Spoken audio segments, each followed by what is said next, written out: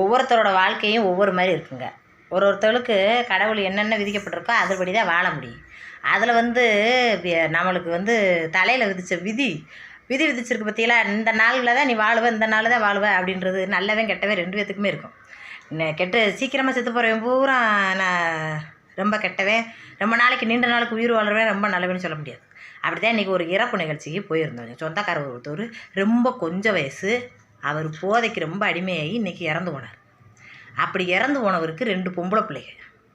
இறந்து போன அவரை பார்த்து அவங்க மனைவி ஒரு சொட்டு கண்ணீர் கூட விடலை, அழுகவே இல்லை, கல்லாக அப்படியே உட்காந்து இருந்தாங்க. அந்த அக்கா போய் அடக்கம்லாம் பண்ணிவிட்டு குடம்புலாம் உடச்சிட்டு பொம்பளையோட வெளியேறியில எங்கள் சொந்தக்கார பொம்பளைய உறவுக்கார பொம்பளைய சொல்கிறாங்க, ஏத்தாடி என்னதான் கருமசக்காரனாக இருந்தாலும் இப்படி கல்லாக உட்காந்துட்டாளத்தா, ஒத்த சொட்டு கண்ணீர் வடிக்கலையே, படு பாதகத்தி, இவெல்லாம் ஒரு பொம்பளையான்னு பேசிட்டு வர.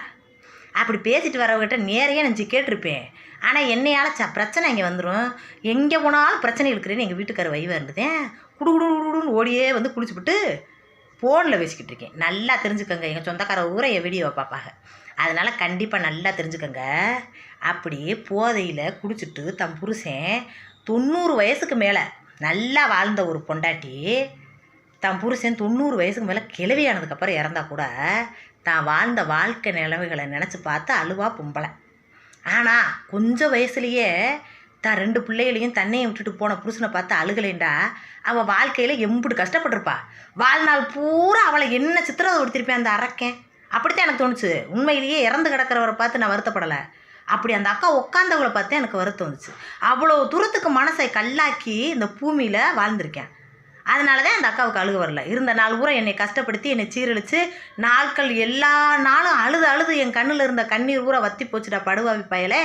போய் சேர்ந்தையா, நல்லபடியாக போய் சேரு, இனி இருக்கிற காலங்களில் ஒரு கூலி வேலையாதுன்னு பார்த்து என் பிள்ளைகளை காப்பாற்றிடுறேன்டா. அப்படித்தான் நினப்பாக ஒவ்வொரு குடிகாரனுக்கு வாக்கப்பட்டு வாழ்கிற பொம்பளைங்க எல்லாருமே. நல்லா சம்பாரித்து கொடுத்து நல்ல குடுத்தல் நடத்துகிறவங்களுக்கு அது தெரியாது. அதனால் ஈஸியாக அந்த பொம்பளைங்க இப்படி ஒரு கல்நஞ்சிக்காரியாக இருக்கான்னு பேசி பெறுவிய. ஆனால் அவள் வாழ்க்கையில் நடக்கிற கஷ்டங்களை அவளால் மட்டும்தான் உணர முடியும். நல்ல குடும்பம் நடத்திக்கிட்டு இருக்க ஒன்றை மாதிரி பொம்பளைகளால் அதை உணர முடியாது. ஏன் அந்த கஷ்டத்தை உனக்கு கொடுக்குறேன்டா, நீ அந்த மாதிரி கஷ்டங்களை ஏற்றுக்கிட்டு வாழ முடியாதவளாக இருப்ப. அதனால தான் உனக்கு நல்ல வாழ்க்கை அமைச்சு கொடுத்துருக்கு.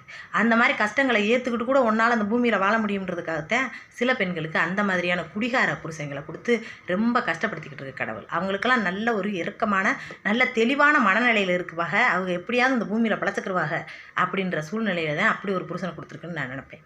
அப்படி தான் அந்த அக்காவை பற்றி எனக்கு வருத்தமாக இருந்துச்சு. இந்த மாதிரிலாம் பேசாதீங்க, பொம்பளைகளே பேசாதீங்க. அந்த அக்காவுக்கு வாழ்நாள்